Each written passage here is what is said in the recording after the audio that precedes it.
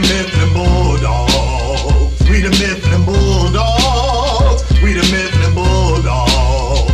We the Mifflin Bulldogs. M-I-F-F-L-I-N. Mifflin Bulldogs gon' fight to the end. Bulldogging through all the competition. Piling up W's is the mission. Good morning, students, staff, and parents. Today is Tuesday, March the 2nd. Again, Tuesday, which is Good News Tuesday, and we do have some wonderful news that we would like to share with everyone. And I'd like to start off by inviting a couple of guests who are going to announce to you and tell you what the good news is going to be for today. We're going to start off with one of our favorite teachers, Mrs. Carter. Mrs. Carter, would you please? Hey Mifflin, it's me, Miss Carter. As you know, some good news. We are starting to come back to school March 15th. But that March 15th date is actually just for 6th grade students. 7th and 8th grade students will start coming back March 22nd. What you do need to know is that there are 2 different days where you'll be going to school. You might be in Cohort A, which is Monday and Tuesday, or you might be in Cohort B, which is Thursday and Friday. Mr. Schneider is going to tell you a little bit more about how to figure out which cohort you're in.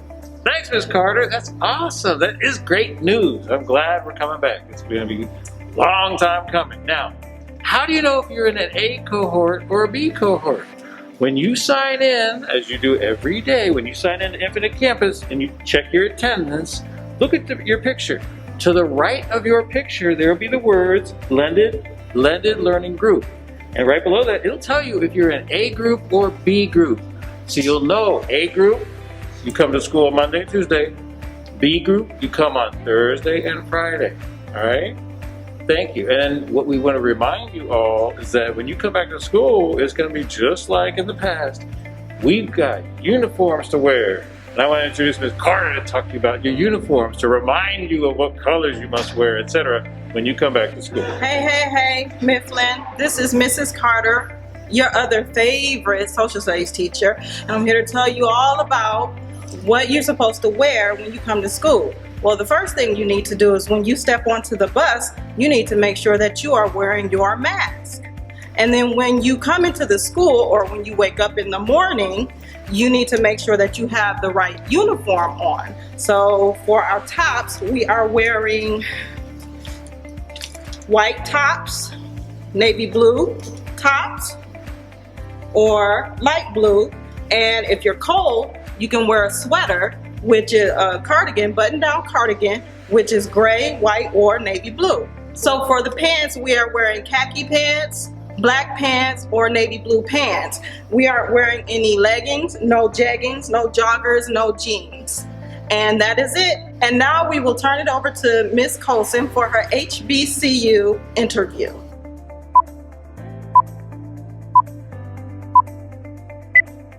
Hello, Mifflin Middle School. This is Ms. Colson coming back to you again with another HBCU interview.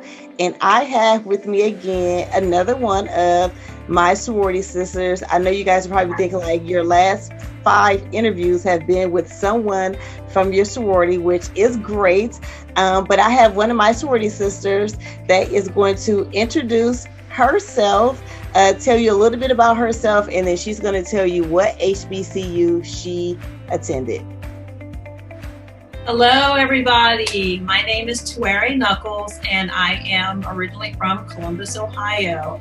I grew up on the north side of Columbus, Westerville mainly, graduated from St. Francis de Sales High School, and I went to Spelman College for my undergraduate. Great. So students, we know last week we had an interview with someone that went to Morehouse College and he talked a little bit about Spelman. So Tereri, tell us why you chose Spelman College and what was your experience there? I chose Spelman mainly because my mother took me down there like 3 times. Once when I was your age, like in the 6th or 7th grade. Then I went back when I was a junior in high school and right before my senior year ended.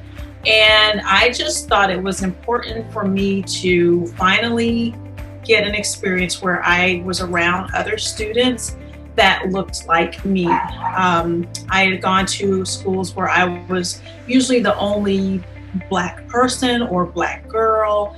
And I'd never had a Black teacher in my life other than the 3rd grade for gym. So I needed a change. I didn't want to go to a big school like Ohio State. I wanted to go to a smaller school. So I chose Spelman. It's only 2,000 students. And I had heard great things about it. And my parents were willing to pay. So I went there. So what's unique about Spelman? Tell the students what's unique about Spelman. It is an all-girls school, but there are 2 other schools literally across the street. So there's Morehouse College, and it's all male, all boys, and then there's Clark Atlanta University, which is both male and female.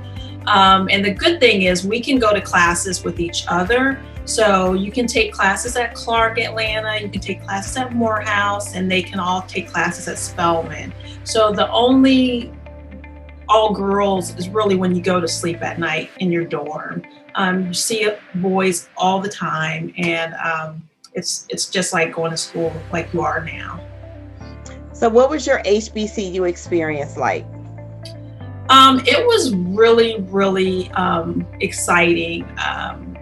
I don't know if you guys know, but when you go to an HBCU, it really is like going to school with family. You keep in touch with your friends, you keep in touch with your professors. I've been out of school for 25 years now, and I'm still friends with the people that I lived in a dorm with when I was 18 years old. So it's very nurturing, and you will find that when you graduate, you meet other people that went to your school. You might not have ever met them or known them, but you have this connection.